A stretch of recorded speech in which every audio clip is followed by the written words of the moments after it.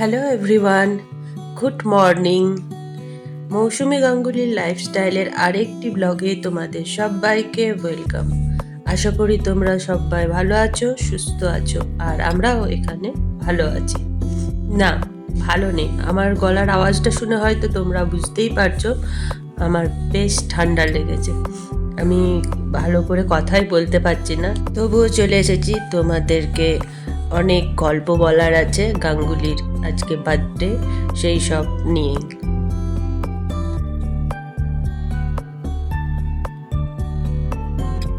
আজ বুধবার, এখন বাজছে ভোর 6টা, আর আমি ব্লগটা শুরু করেছি রান্নাঘর থেকে, কারণ আমি গাঙ্গুলির জন্য, ওর অফিস আছে তো ব্রেকফাস্ট বানাচ্ছি, অফিসে দিয়ে দেবো। যেহেতু আজকে বার্থডে, ওই জন্য ব্রেকফাস্টে লুচি আলুর দম করার চেষ্টা করছি। যতই ঠান্ডা লাগুক, এটা আমার নেশা বলতে পারো। গাঙ্গুলির বার্থডে, আমার ছেলের বার্থডে, কোনো অনুষ্ঠান পুজো কর্ম থাকলে আমার যতই শরীর খারাপ থাকুক, আমি চেষ্টা করি যতটা পারার করার। তো সেই মতোই করছি আজকে সব। তো ও আজকে লাঞ্চ নিয়ে যাবে না, শুধু ব্রেকফাস্টই নিয়ে যাবে। লাঞ্চে ও অফিসেই আজকে সবার সাথে খাবে, ওই জন্য। তো কালকে রাত্রে আমি পায়েসটা করে রেখেছি, সকালবেলা উঠে তাড়াতাড়ি করে আলুর দম আর লুচি করে দিলাম ব্রেকফাস্টের জন্য। আর ছেলেকেও একেবারে লাঞ্চ বক্সে লুচি আলুর দম দিয়ে দিলাম। ও তো দুধ কর্নফ্লেক্স খেয়ে যায়, আর গাঙ্গুলি চা খেয়ে বেরিয়ে যাবে।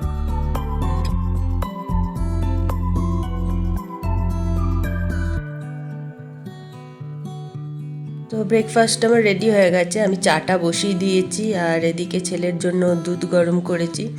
ও দুধ কর্নফ্লেক্সটা রেডি করে দিয়ে ও চান করে চলে এসেছে, ও খেয়ে যাবে।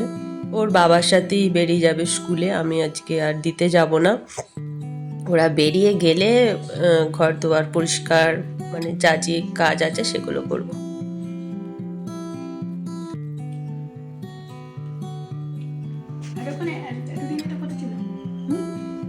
তোকে বলবো কেন?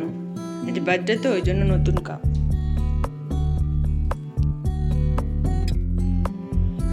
বাপ বেটা দুজনেই বেরিয়ে গেছে, এখন বাজছে 7:30। তো আমার চাটা তখন খাওয়া হয়নি, তো এখন চাটা খাচ্ছি। আজকে দেখলাম অনেক দিন পর, প্রায় 1 মাস পর রোদের দেখা মিলেছে। একদম কটকটিয়ে রোদ যেটা বলে, সেই রকম রোদ উঠেছে। রোদটা বেশ ভালো লাগছে। তো প্রচুর কাজ আছে, রোদে রোদে সব কাজগুলো সারতে হবে। রান্নাঘরটা দেখে মনে হবে এখন, মানে কেউ এলে হয়তো যদি আমার রান্নাঘরে আসে, দেখে মনে করবে একটা ঝড় বয়ে গেছে। কারণ ভোরবেলা ঘুম থেকে উঠেই তো আগে রান্নাঘরে আসা, এসে ব্রেকফাস্ট লাঞ্চ বানানো। তো রান্নাঘরটার উপর প্রচুর অত্যাচার চলে। তো লিসিয়াস থেকে মাটনটাও দিয়ে গেছে, মাটনটাও ধুয়ে রাখতে হবে। তো চলো তাড়াতাড়ি করে আগে রান্নাঘরটা গুছিয়ে নিই, না হলে আমি কিছু করতে পারবো না। এখন বেজে গেছে ঘড়িতে 8টা, আর আমার রান্নাঘর গোছানো কমপ্লিট হয়ে গেছে। বাসন ধুয়ে রান্নাঘর পরিষ্কার করে, মাংসটা ধুয়ে হলুদ নুন শুকনো লঙ্কার গুঁড়ো টক দই দিয়ে ম্যারিনেট করে এটা এখন ফ্রিজে ঢুকিয়ে রাখবো। রান্না যখন করবো তার 8 ঘন্টা আগে বার করবো। রান্না করতে এখনো অনেক দেরি আছে, কারণ কালকে ফলগুলো আনা হয়েছে রাত্রে, সেগুলো এখন ধোবো। ধুয়ে আপেলটা আমটা ভিজিয়ে রাখলাম, আর বাকিগুলো জল ঝরতে দিয়ে রাখলাম। চিংড়ি মাছটা বার করে রেখেছি ফ্রিজ থেকে, ওটা ঠান্ডা কাটলে ধোবো, ধুয়ে নুন হলুদ মাখাবো। আজকে চিংড়ি মাছ করবো। এরপরে আগে ঘর দুয়ারগুলো ঝাঁট দেবো, ঝাঁট দিয়ে আমি নিজে জামা কাপড় ছেড়ে ফ্রেশ হয়ে ঠাকুরের পুজোটা আগে দেবো।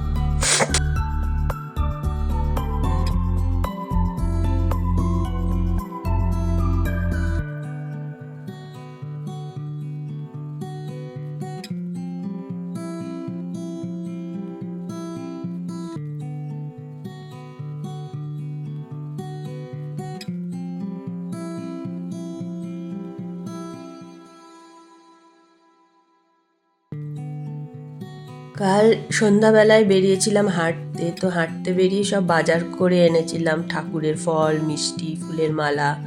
যেহেতু আজকে গাঙ্গুলির বার্থডে, ওই জন্য মা দুর্গার জন্য একটা মালাও নিয়ে এসেছি। মালাটা বেশ সুন্দর হয়েছে দেখে, এখন ছোট লাগছে, কিন্তু এই মালাটা না যত বেলা হবে বাড়তে থাকবে। সন্ধে পর্যন্ত তো ঠাকুরের একদম পায়ের কাছে অব্দি চলে আসবে। আর আমার মা দুর্গার ছবিটা খুব বড়।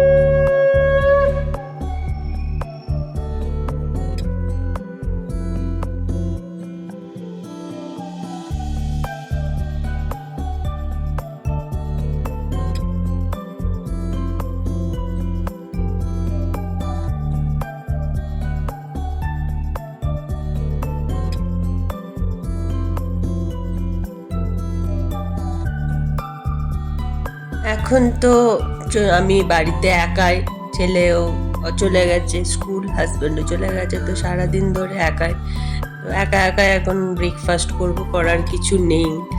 এটা আমার অভ্যাস হয়ে গেছে একা একাই ব্রেকফাস্ট করা, মানে সকালের দিকটা একটু তবুও খারাপ লাগে, দুপুরের দিকে তারপর মনে হয় লাঞ্চ করার সময় যে ওদের তো আসারও টাইম হয়ে গেছে, তখন ভালোই লাগে।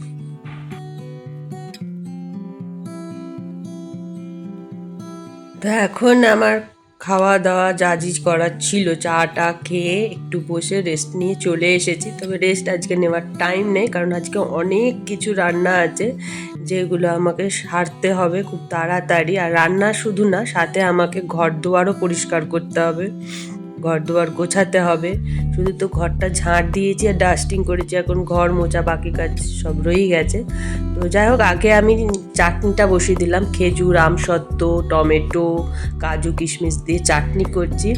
আর এদিকে আমি চাটনি করতে করতে সবজিগুলো কাটছি। শরীরটা খারাপের জন্য আমি আগের দিন রাতে কিছু করে রাখতে পারিনি, করে রাখলে অনেকটা সুবিধা হয়।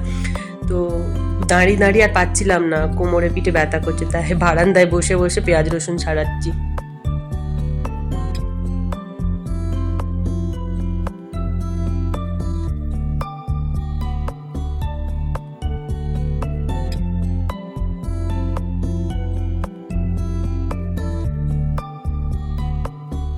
চাটনিটা হয়ে গেছে, এবার আমি করব মুগ ডাল, মাছের মাথা দিয়ে মুগ ডাল। অর্ধেক মাথা আমি এর আগের দিনে মুড়ো ঘন্ট করেছিলাম, কাতলা মাছের বেশ বড় মাথাটা ছিল, আর অর্ধেক ভেজে রেখে দিয়েছিলাম আজকে ডাল করব বলে। মাছের মাথা দিয়ে ডাল, মাছের মাথা দিয়ে ডালেতে মাছটা ভেজে রেখে দেওয়ার পর ওই তেলের মধ্যেই জিরা, তেজপাতা আর একটু আদা ফোড়নে দিতে হয়, আর টমেটো কুচি, আর একটু অল্প একটু জিরে গুঁড়ো, বাস দিয়ে নুন মিষ্টি দিয়ে ডালটা দিয়ে ফুটলে পরে শেষে গরম মশলা ঘি দিয়ে নামিয়ে নেওয়া। আর আমার একটু ঘরে মটরশুঁটি ছিল, মটরশুঁটিও দিলাম। মটরশুঁটিটা দিলে কি হয়, দেখতে ভালো লাগে, ওই জন্য। আর না থাকলে আপনারা এড়িয়ে যেতেই পারেন। আর এই ডালটা খেতে খুব ভালো লাগে। মাছের মাথাগুলো ভেজে রেখেছিলাম, সেটা ভেঙে দিয়ে দিলাম। এরপর ডালটা ফুটলে আমি গরম মশলা গুঁড়ো আর ঘিটা দিয়ে নামিয়ে নেবো।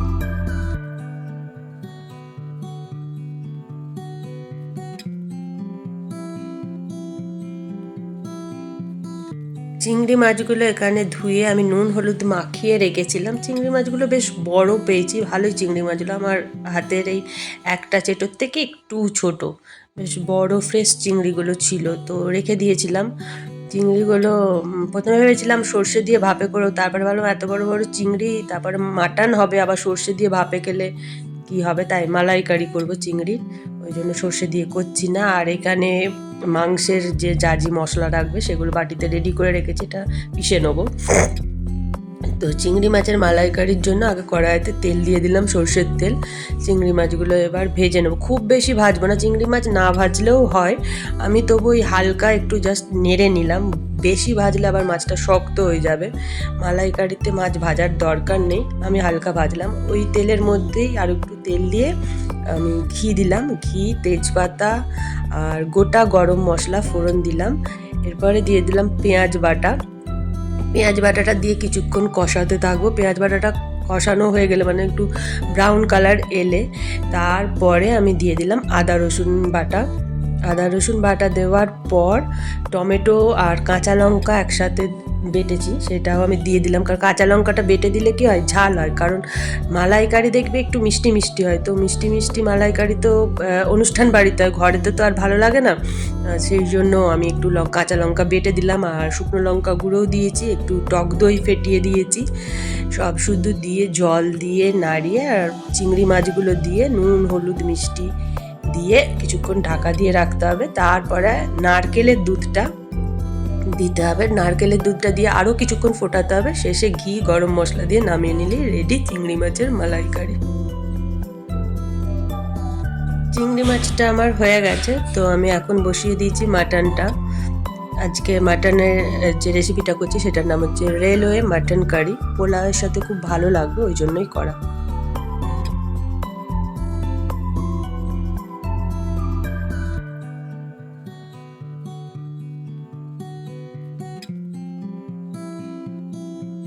মাটনটা কষানো হয়ে গেছে, এরপর আমি এটা প্রেশারে দিয়ে দেবো।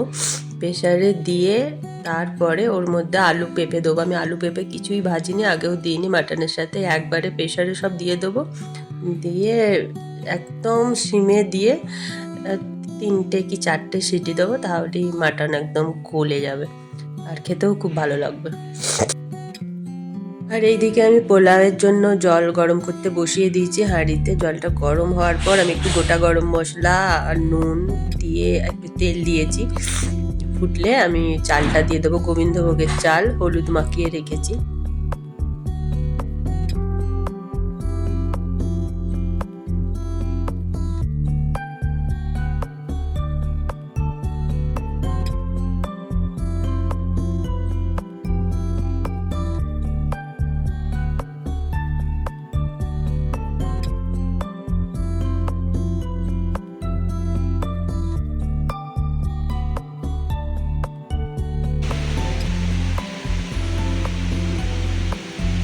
এখন বাজছে 4:30, ঝমঝম করে বৃষ্টি নেমে গেছে। সকাল থেকে আজকে যাওয়া একটু রোদ দিয়েছিল, এখন আবার বৃষ্টি হচ্ছে। আগের বছরেও গাঙ্গুলির বার্থডের দিনে এরকম বিকালবেলা বৃষ্টি হচ্ছিল। বিকাল থেকে ভেবেছিলাম মন্দিরে যাব পুজো দিতে, সে আর যাওয়া হয়ে ওঠেনি। এবারেও সেম।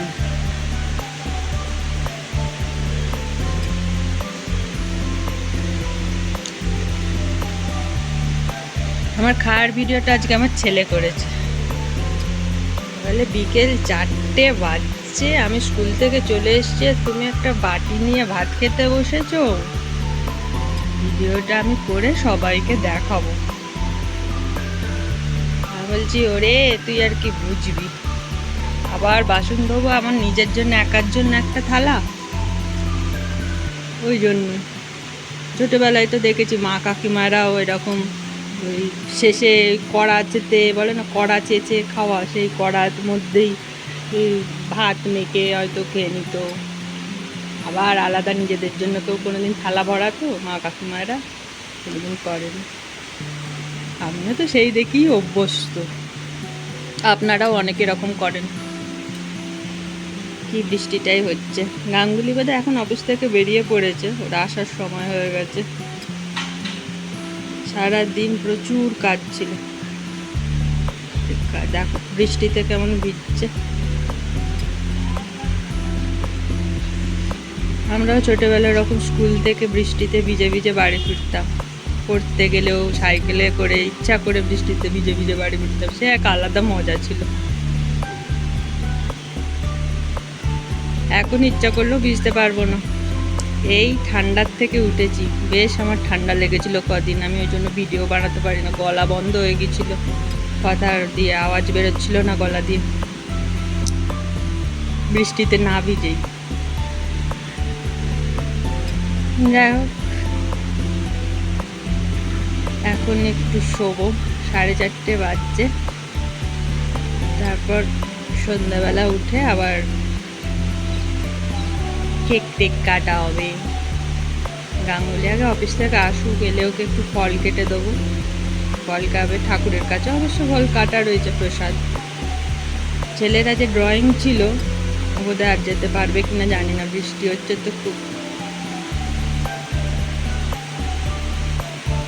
না আমি যাই, আর দাঁড়াতে পারছি না, পিঠে খুব ব্যথা করছে। বৃষ্টি দেখতে ভালো লাগে, কিন্তু আমার আজকে আর সে ক্ষমতা নাই দাঁড়িয়ে দাঁড়িয়ে বৃষ্টি দেখার। একটু শুয়ে নিয়ে যায়, পিঠটা একটু সোজা করে নিয়ে যায়।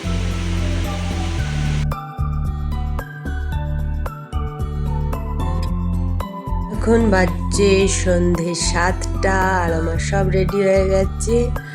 মোটামুটি যেটুকু চেষ্টা করেছিলাম সাজানোর সেটুকু সাজিয়েছি। মানে আমি আরও অনেক কিছু করার ইচ্ছা ছিল, কিন্তু আমার শরীর একদম দিচ্ছে না। তো গাঙ্গুলির কেকও রেডি, শুধু গাঙ্গুলি এলেই কেকটা কাটা হবে। এই কেকটা আমি একটু ভয়ে ভয়ে অর্ডার করেছি, কেমন খেতে হবে জানি না। প্রত্যেকবার চকলেট কেক দিই, এবারে ভ্যানিলা দিয়েছি, দেখি কীরকম খেতে।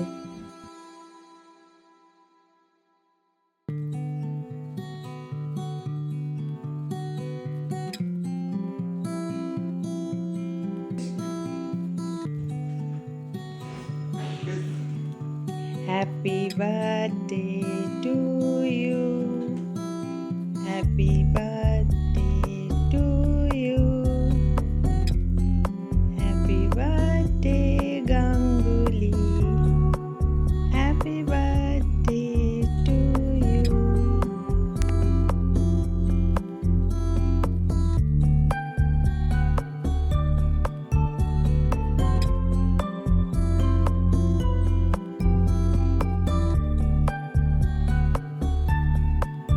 এখন বাজছে রাত্রি 9টার মতন, তো বেগুনিগুলো ভাজছি। মাছের মাথা দিয়ে মুগ ডালের সাথে বেগুনি দেবো। তো চলো তাড়াতাড়ি করে ডিনারের থালিটা সাজিয়ে নিই বার্থডে বয়ের জন্য। তারপর কালকে আবার স্কুল আছে, তো আমাকে রান্নাঘর ক্লিন করে সব গুছিয়ে তারপরে শুতে যেতে হবে। তো এই 9টা বাজছে, এই শুতে যেতে যেতেই 11টা বেজে যাবে।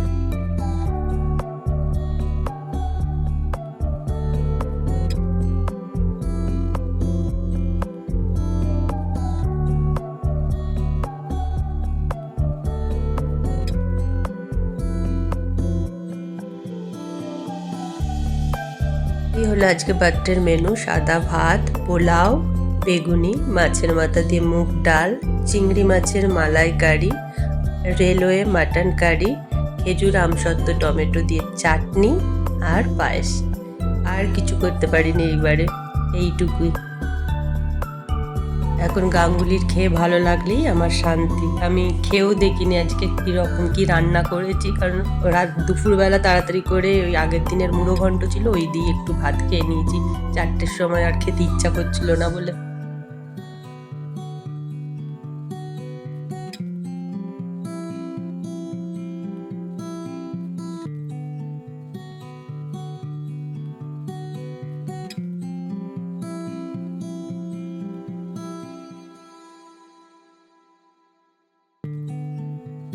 তো ভিডিওটা আমি আজকে এখানেই শেষ করছি। তোমাদের সাথে দেখা হবে আমার নেক্সট ব্লগে। তোমাদের যদি ভালো লাগে ভিডিওটা, তাহলে একটা অবশ্যই লাইক দিও, কমেন্ট করে জানিও তোমাদের কেমন লাগছে। তো তোমরা সবাই সুস্থ থেকো, ভালো থেকো। আজকের মতো এখানেই tata, good night, take care.